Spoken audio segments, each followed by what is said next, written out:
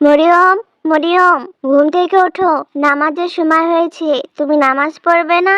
তাড়াতাড়ি ঘুম থেকে ওঠো মরিয়ম, তাড়াতাড়ি ঘুম থেকে উঠে নামাজ আদায় করো।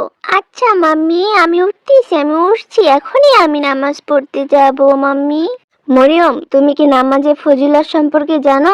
জানো কেন নামাজ পড়তে হয়?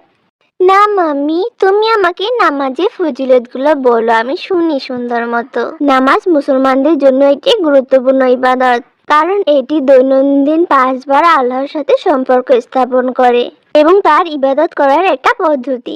নামাজ আল্লাহর প্রতি অনুগত্য, কৃতজ্ঞতা এবং সম্মান প্রদর্শনের একটি শক্তিশালী মাধ্যম।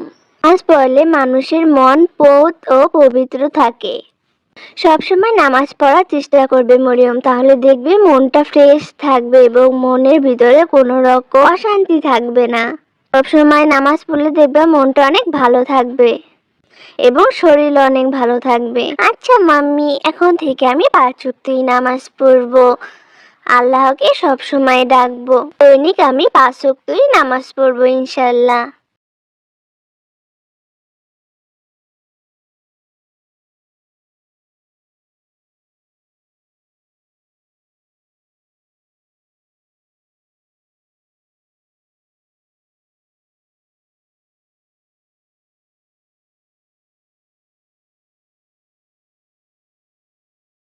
তাহলে তাড়াতাড়ি নামাজ পড়ে এসো।